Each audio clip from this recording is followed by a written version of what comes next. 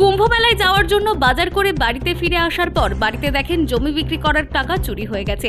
গত 22 তারিখ সোমবার চৌধুরী পাড়ার বাসিন্দা সুলেতা চক্রবর্তী বারাসাত থানায় অভিযোগ জানালে সিসিটিভি ফুটেজ দেখে দুজন সন্দেহজনককে খুঁজতে শুরু করে বারাসাত থানার পুলিশ। ভাঙড় থেকে করিম নামের এক ব্যক্তিকে ও ট্যাংরা থানা এলাকা থেকে আসিফ নামে আরও একজনকে গ্রেফতার করে। দুজনকে জিজ্ঞাসাবাদ করে পুলিশ 11 লাখ টাকা উদ্ধার করে। সদ্য জমি বিক্রির 21 লাখ টাকা অগ্রিম নিয়ে 7 লাখ টাকা ব্যাংকে জমা দেন সুলেতা। বাকি 14 লাখ টাকা বাড়িতেই ছিল। এরা প্রফেশনালি চোর, বিভিন্ন জায়গায় চুরি করে থাকে। এর আগে বারাসাতে চুরির কোনো রেকর্ড এদের নামে নেই, তবে ওই বাড়ির সামনে দিয়ে যেতে গিয়ে তাদের মনে হয় বাড়ির ভেতর কেউ নেই। সেই মতো ঘরের দরজা কায়দা করে খুলে ঘরে ঢুকে গিয়ে চুরি করে চম্পট দেয় তারা।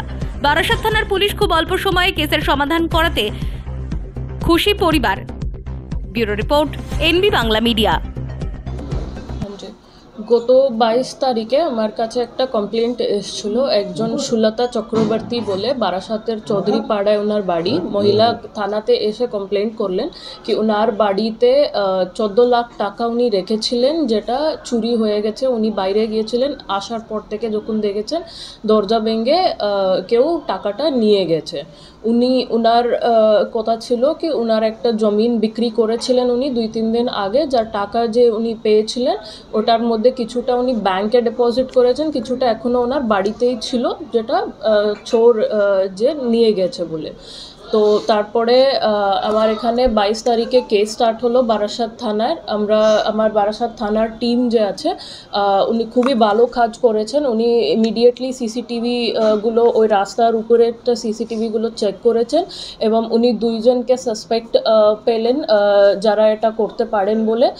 ইমিডিয়েটলি ওনাকে আইডেন্টিফাই করে এবং ট্রেস করা হলো। তারপর থেকে একজন, এই 2 জন ব্যক্তির মধ্যে একজন যার নাম আছে করিমকে প্রথমে আমরা ভাঙড় থানার আন্ডার থেকে অ্যারেস্ট করলাম। তারপরে ওনার কাছ থেকে খুব অল্প একটু টাকা রিকভারি হয়েছিল, অ্যারাউন্ড 21,000 টাকা ওনার কাছে ছিল।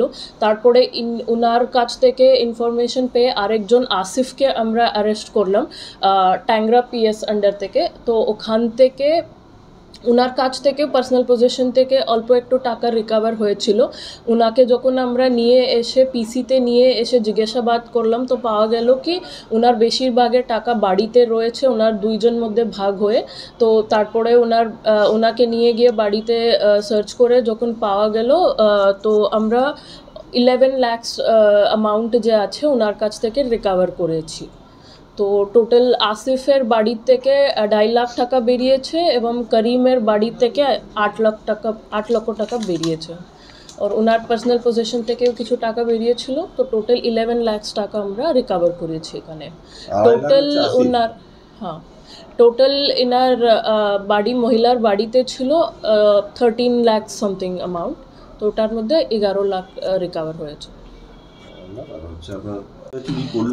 এখন আমরা যে পেয়েছি এরা হ্যাবিচুয়াল ক্রিমিনাল, মানে এরা আগে থেকেও চুরি করে, কিন্তু বারাসাতে ইনার আগে রেকর্ড ছিল না, অন্যান্য থানাতে রেকর্ডগুলো পাওয়া গেছে। 2 জনই হ্যাবিচুয়াল চোর আছেন। এরা ভাঙড়ে বাড়ি ইনার, কিন্তু এনারা প্রতিদিন বেরোয়, বিভিন্ন জায়গায় ট্রেন করে বেরোয়, যেখানে ইনারা সুযোগ পায় উনি চুরিটা করেন। আর আমার বারাসাত এখানে ওই বাড়িটা স্পেসিফিকলি টার্গেট করার জন্য এনার কাছে কোনো ইনফরমেশন ছিল না, কিন্তু ইনি দেখেছেন তালা দিয়ে একটা বাড়ি ইনি পেয়েছেন বলে ঢুকতে চেষ্টা করেছেন। 2টো দরজা ছিল, ওখান থেকে মাঝখানে ইনি কিছু একটা ঢুকিয়ে ভিতর থেকেই মানে লকটা খুলিয়ে দিয়েছেন, খুলে ঢুকে ইনার লাক ছিল সেদিনকে কি উনি খুব বেশি টাকা ওনার বাড়িতে পেয়ে গেছেন ইন টার্মস অফ ক্যাশ। যেতে উনি একেবারে এতটা ক্যাশ পেয়ে গেছেন, ইনি আর কেউ জিনিসপত্রগুলো ওখান থেকে নেয়নি, ইমিডিয়েটলি ওই টাকাটা নিয়ে বেরিয়ে গেছেন।